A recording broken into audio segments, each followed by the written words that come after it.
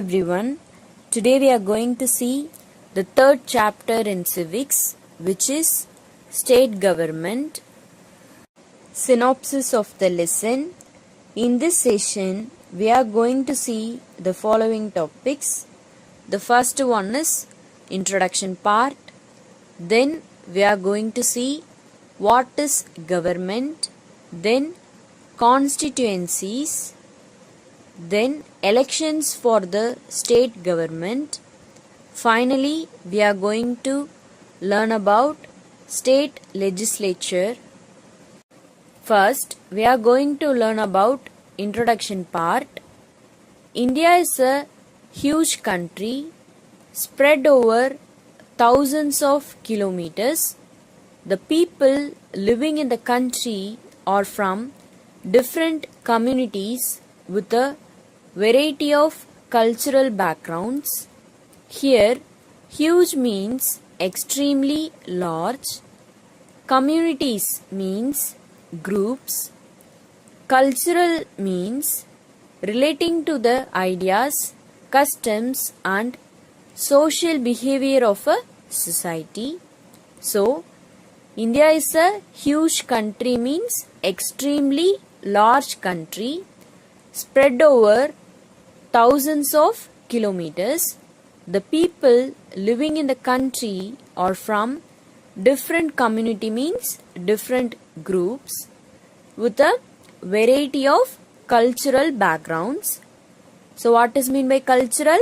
Cultural means relating to the ideas, customs and social behavior of a society. Then there are crores of people living in India in various states about which you studied in the previous class. The government cannot govern such a huge country from one place and therefore it functions at three levels like local level, state level and union level. Here govern means administer or oversee. So, the government cannot govern means administer or oversee such a huge country from one place and therefore it functions at three levels such as local level, state level and union level. Students, you have already studied about the formation and functioning of local government in your previous class. In India, we have state governments in states for the smooth functioning of the government, whereas for the country, we have the central government. You will now study about state government in this chapter. Students, you would be aware that India has 28 states like Andhra Pradesh, Arunachal Pradesh, Assam, Bihar, Chhattisgarh, Goa, Gujarat, Haryana, Himachal Pradesh, Jharkhand, Karnataka, Kerala, Madhya Pradesh, Maharashtra, Manipur, Meghalaya, Mizoram, Nagaland, Odisha, Punjab, Rajasthan, Sikkim, Tamil Nadu, Telangana, Tripura, Uttar Pradesh, Uttarakhand and West Bengal. So, there are 28 states in India. So, students, India has 28 states and 8 union territories like Andaman and Nicobar Islands, Chandigarh, Dadra and Nagar Haveli and Daman and Diu, Delhi, Jammu and Kashmir, Lakshadweep, Puducherry and Ladakh. First, we have to know what is government. Government is the ruling authority for a community. Here, authority means the power to direct the actions of people. It has the power to make laws, enforce laws. Here, enforce means to make people obey a law and make decisions for the community. The government is formed in every state for the purpose of governing the people of the state. This government of the state is responsible to ensure, which means make sure, good governance of the people of the state. They have many legislative, executive and administrative responsibilities. To perform various functions, Government of India have 3 branches. Each have its own specific function and administration, composed of executive branch, legislative branch and judiciary branch. Government of India, central or union government, is classified into 3. The first one is executive, the second one is legislature or parliament, and the third one is judiciary. Executive consists of president, vice president, cabinet ministers. What are the major responsibility of the executive branch is to pass the laws made by the legislature. The second one is legislature or parliament.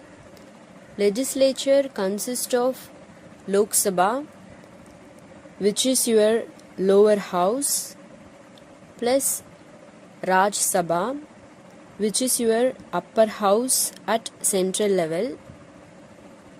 Then Prime Minister, PM. So the major responsibility of legislature branch is to make laws. Judiciary consists of Supreme Court of India. So the major responsibility of judiciary branch is to solve conflicts between executive and legislature. The second one is other public related matters or conflicts. Students, let us now understand the various stages of forming a government and then the role and responsibility of the members of the government. First, we have to know what is a constituency. Every state is divided into small areas called constituencies, which is a specified area covering one or more districts. Each such constituencies has an elected representative who is a member of the Legislative Assembly, which means MLA. The State Legislative Assembly consists of not more than 500 members and not less than 60. Next, let's see about Member of Legislative Assembly, that is MLA. Every 5 years, election is announced for State Legislative Assembly. Political parties nominate their people for each constituency. All members of the Legislative Assembly are elected on the basis of adult franchise, and one member is elected from one constituency. A member of Legislative Assembly, that is MLA, is a representative elected by the voters of an electoral district, which means constituency, to the legislature of a state in the Indian system of government. To be member of the Legislative Assembly, a person must be a citizen of India. Then he must be at least 25 years of age and must have such other qualification as may be prescribed by the President. Constituencies. So what is mean by constituencies? The state is divided into small areas called constituencies, which is a specified area covering one or more districts. As we are a democratic country, the people of each constituency elect their representatives. So first we have to know what is mean by a democratic country. A democratic country government or political system is governed by representatives who are elected by the people. So, as we are a democratic country, the people of each constituency elect their representatives. People of different political parties are nominated as candidates for the elections. The candidate should be at least 25 years of age and he or she should be a citizen of India as well as the resident of that particular state. Then people from each constituency thus elect their own leader who represents them in the state government. Next, we are going to learn about elections for the state government. First, the government announces the date for holding of elections.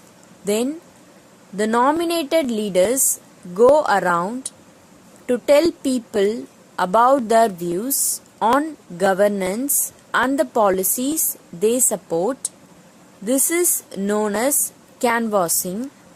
So what is mean by canvassing?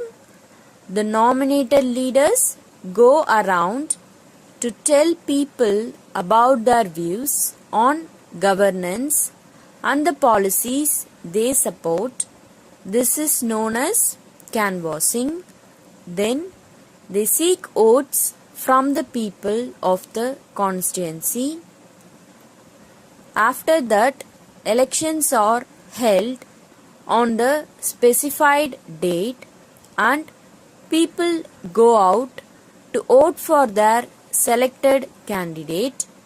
Finally, the results are declared after counting of votes, which decides who has been elected from a particular constituency. Now let's see about process of election in India. The first process is that filing of nomination.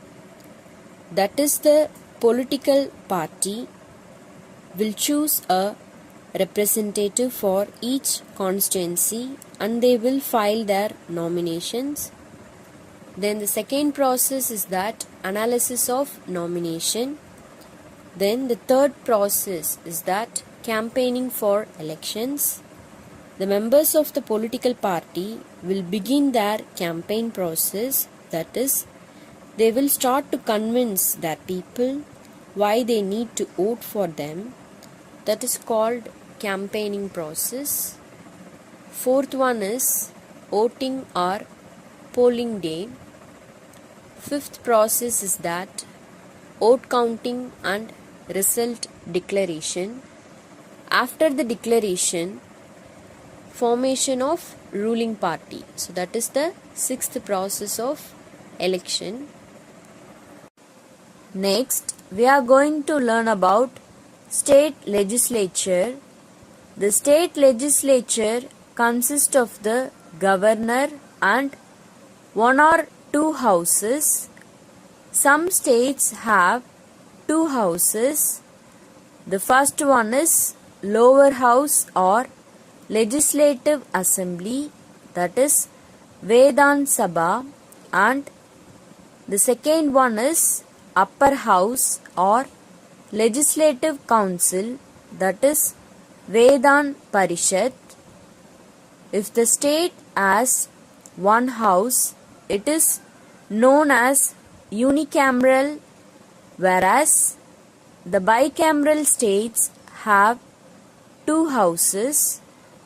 Students, do you know which are the states which follow bicameral legislature means? At present in India, there are 7 states which follow the bicameral legislature like Uttar Pradesh, Telangana, Andhra Pradesh, Bihar, Karnataka, Maharashtra and Jammu Kashmir. Next, we are going to learn about the term bicameralism. In government, bicameralism, which means bi means two, camera means chamber. So, it is the practice of having two legislative or parliamentary chambers. Thus, a bicameral parliament or bicameral legislature is a legislature which consists of two chambers or houses. Now, we are going to learn about Legislative Council. Parliament has two houses. One is Rajya Sabha and the another one is Lok Sabha. Rajya Sabha is the upper house and Lok Sabha is the lower house. In this lesson, we are going to concentrate only at state level. At state level, we have two houses. The first one is Legislative Assembly. It is considered as the lower house, which is also known as Vedhan Sabha. The other one is Legislative Council. It is the upper house, that is Vedhan Parishad. In some states, we have both the houses, so those states are called bicameral states. If there is only one house, that is, if there is only legislative assembly, then that it is called unicameral state. Unicameral state has only one house, that is legislative assembly.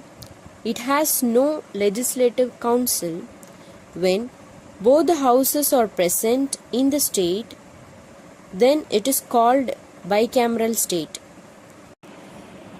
I have enclosed the classwork instructions in the PDF. Kindly refer it.